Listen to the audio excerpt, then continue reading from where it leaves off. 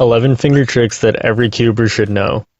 Or, if you don't already know them, now's the time to learn them. Pretty much whatever level you are, there should be at least one thing in this video that could help you. So, enjoy! U2 flicks is probably one of the most important finger tricks that many cubers just haven't learned. Not only will it speed up all of your algs and even your F2L, maybe even reducing your average times by a whole second, but algs like this G-Perm become accessible to you simply by knowing how to do a U2 flick because the double flick shows up so many times.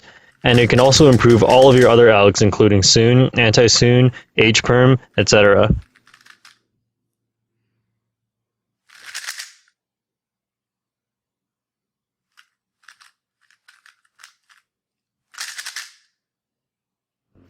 Normally you'd have to regrip to do an F turn, or you just do it with your thumb. But if your fingers are on the top layer and your thumb is on the bottom layer, then your other hand can just do the F turn without a regrip. This is mostly important during J-Perms and Y-Perms, but you can find it in a variety of other algs too.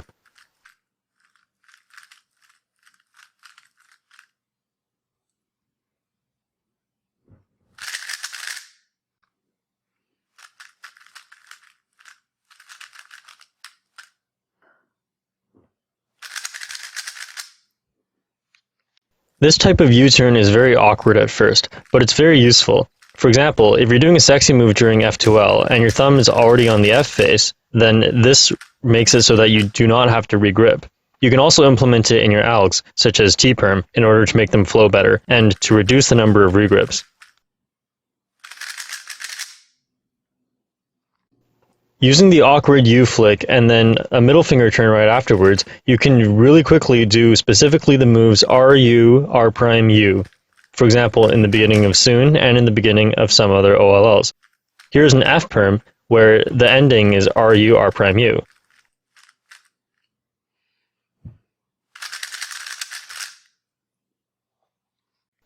F turn with your thumb is one of the most obvious finger tricks, but you should be careful with when you use it. For example, the F turn in J-Perm is probably better done using your other index finger without regripping, rather than using your thumb. This turn can be very useful during F2L though, to reduce a regrip. When you first try doing this finger trick, you might find that you get two layers to move at once. The trick is to put your pinky underneath the S layer so that it doesn't move. You can improve a lot of your algs by reducing regrips doing this so that you don't have to turn the F face by moving your entire hand.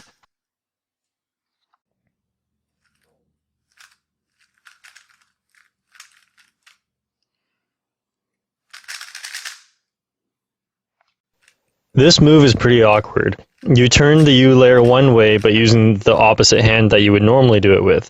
This is particularly useful during F2L because you can do a lot of U-turns without actually regripping. You could also implement it into some of your algs, such as this one.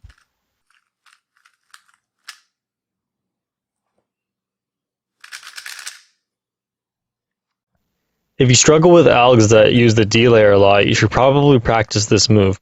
The reverse D flick is the only way to get your E-Perm very fast. And it can be used in a lot of other ZBLLs, one of the R-Perms, etc.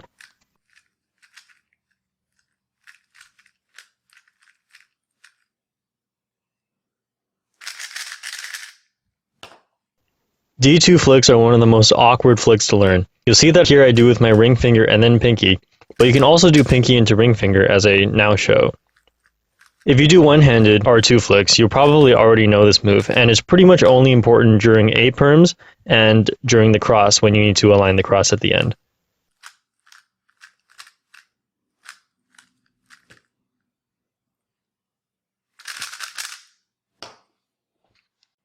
You should already know this reverse U finger trick if you do one-handed soloing.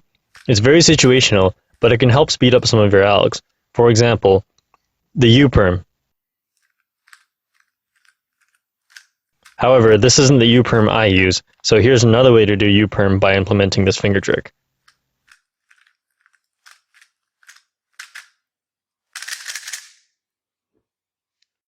An A-Perm followed by a U-Prime AUF is very awkward to do with any other finger trick other than this reverse flick.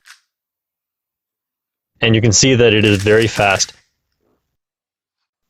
If you want your H-Perms and Z-Perms to be fast, you have to know how to do the M2 double flick.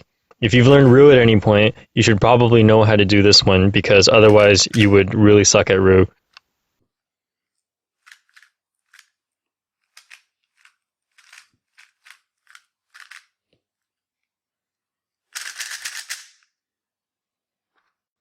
Check out this finger trick. So I'm going to do the U-turn and the R-turn with pinkies. Was that weird? Or is that actually really fast? Now here's another finger trick for the exact same alg. And when I do it fast, note that it's actually the exact same speed. All you have to do for your finger tricks is find what works for you. Here's a third way to do the exact same alg. And again, it is exactly the same speed. Now with this alg, I start with my thumb on the bottom, and then note how I have to re-grip in order to finish it off. However, if I started with my thumb on F and did the weird U-turn, then I wouldn't have to re-grip at all. Here's another one where by doing the awkward U-turn, I don't have to re-grip at all. When you learn an alg, the first step should be to know the moves, and the second is to get it into your muscle memory. But that's where a lot of people get it wrong. You need to get the correct finger tricks into your muscle memory in order to make the alg very fast and optimized. So, what makes finger tricks correct? Well, sometimes you have two sets of finger tricks, one with a regrip and one without a regrip. And if the one without a regrip is definitely faster, then of course that one is more correct. However, as I showed in the other example with 3 sets of finger tricks for the exact same alg, all being the same speed, it really doesn't matter which one you use. Whichever one works for you, whichever one you find is the most consistent, is the correct one. They all have 0 regrips, and they're all extremely fast. They were all not very intuitive to figure out. I used to get frustrated with certain OLL cases, or PLL cases, and I would think, why is there not a better alg for this? And I go look for it online, and I find a variety of algs, and they're all equally bad. But the more finger tricks you know, the more you can turn what looks like a bad alg into what is actually a great alg.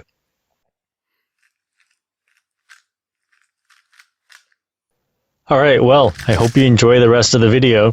If you stick around to the end, you're going to see me do a solve by looking through the camera. Exciting. The rest of the video is pretty much just a bunch of random algs I picked with some random finger tricks to go with it. Well, I hope you learned something out of this. See you next time.